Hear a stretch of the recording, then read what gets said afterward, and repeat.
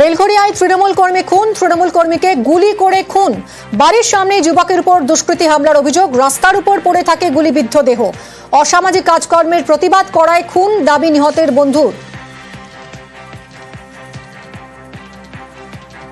এই ঘটনার CC camera footage news 18 বাংলার হাতে এসেছে, আমরা সেই ছবি আপনাদের দেখাবো।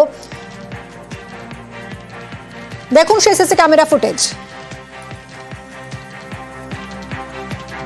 সুবীর আমাদের প্রতিনিধির সঙ্গে আমরা কথা বলবো। সুবীর, আমরা এই মুহূর্তে আমরা সিসি ক্যামেরার ফুটেজ দেখতে পাচ্ছি এবং রেহানের এই গুলি করে যেভাবে তাকে খুন করা হয়েছে তাতে অনেক তো প্রশ্ন উঠছে। তার সঙ্গী যারা ছিল তারা কেন তাহলে পুলিশে খবর দিল না, বা তারা কেন তাকে হাসপাতালে নিয়ে গেল না? এই যে আপনারা যে ছবিটা এই মুহূর্তে দেখতে পাচ্ছেন, মুখে হাত দিয়ে সাদা জামা পরা, ইনি রেহান, তৃণমূল কংগ্রেস কর্মী, ইনি খুন হয়েছেন, একেই গুলি করা হয়েছে।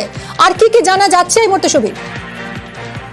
দেখো, অনেক প্রশ্ন সামনে আসছে। প্রথম কথা হচ্ছে, রেহান খান যিনি তৃণমূল কর্মী, তিনি যেমন এলাকাতে মানুষের সহযোগিতা করতো, পাশাপাশি কিন্তু তিনি বিভিন্ন জমি কেনা বেচা থেকে শুরু করে ইমারতি বিভিন্ন রকম কিন্তু ব্যবসার সঙ্গে জড়িত ছিল। এবং দীর্ঘদিন ধরে একটা সূত্র মারফত জানা যাচ্ছে, দীর্ঘদিন ধরে কিন্তু একটা টাকা পয়সার বিষয় নিয়ে কিন্তু এই রেহান খানের সঙ্গে একটা গন্ডগোল চলছিল।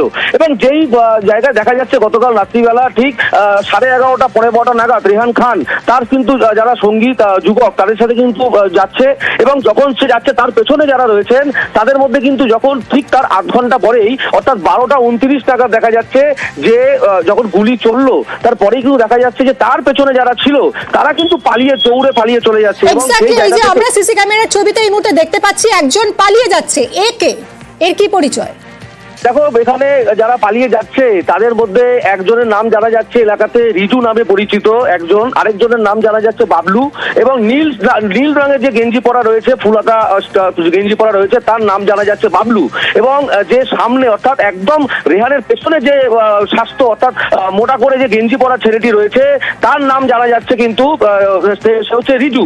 এবং আরেকজন ঘটনা ঘটার পরে যারা পালিয়ে যাচ্ছেন তার মধ্যে এখন লাল রঙের গেঞ্জি পরা রয়েছে, তার নাম হচ্ছে মনোজ, এমনটাই কিন্তু জানা যাচ্ছে। এবং এই স্পেসিফিক ভাবে নাম অর্থাৎ এই মনোজ কিন্তু রেহানের কিন্তু একদম ঘনিষ্ঠ বন্ধু বলে জানা যাচ্ছে। এবং এই গোটা ঘটনায় অর্থাৎ এই যে সিসিটিভি ফুটেজ, এই ফুটেজ কিন্তু ইতিমধ্যে পুলিশের হাতে এসছে, এবং পুলিশের যারা উচ্চপদস্থ আধিকারিক রয়েছেন অর্থাৎ যারা গোয়েন্দা দপ্তর আধিকারিক রয়েছেন তারা কিন্তু বিভিন্ন জায়গায় কিন্তু চিউনি তল্লাশি চালাচ্ছেন এদেরকে খোঁজার জন্য।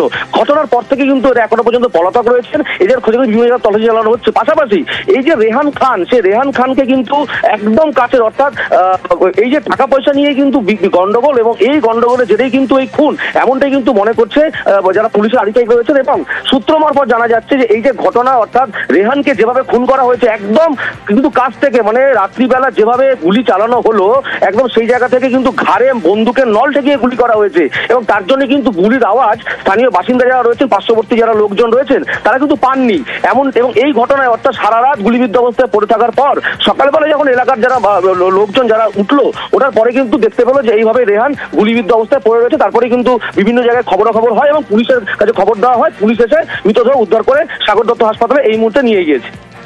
ধন্যবাদ সুবীর। এই মুহূর্তে আপনাদের যে সিসি ক্যামেরার ফুটেজ দেখালাম, যে ফুটেজ নিউজ 18 বাংলার হাতে এসেছে, যেখানে দেখা যাচ্ছে প্রথমে রেহান খান যিনি খুন হয়েছেন, যাকে গুলি করা হয়েছে, সেই ব্যক্তি যাচ্ছে। এই যে দেখুন, এই ফুটেজটা দেখুন, এই যে মুখে হাত দিয়ে সাদা জামা পরা ব্যক্তি, ইনি রেহান খান, তৃণমূল কংগ্রেস কর্মী, এবং এর সঙ্গে বেশ কয়েকজন এর সঙ্গী রয়েছেন, এই 4 জন রয়েছেন এর সঙ্গে। এদেরকে ঢুকতে দেখা যাচ্ছে। এবং এরপরে আরও একটা ফুটেজ সামনে এসেছে যেখানে দেখা যাচ্ছে এক ব্যক্তি, এই ব্যক্তি পালিয়ে যাচ্ছে, এর নাম মনোজ। এখন প্রশ্ন হচ্ছে যে এই রেহান খানের সঙ্গে এই যে 4 জন ছিল, এরা কোথায়? এদের কি ভূমিকা? এদেরকে খুঁজছে পুলিশ এই মুহূর্তে। রেহান নাম করে একটা বডি পেয়েছি আমরা, শুধু ওটাই আছে, আর একদম প্রাইমারি স্টেজে আছে। তা গুলি লেগেছে ওটা আমরা জানতে পেরেছি, বাকি কে করেছে কি হয়েছিল ইনভেস্টিগেশন। এখানে কি বডিটা পাওয়া গেছে? এখানেই ঘটনাস্থল গুলি লাগা। প্রাইমারি প্রথম দৃষ্টিতে দেখে হচ্ছে এখানেই পিও আছে, ঘটনা এখানেই হয়েছে।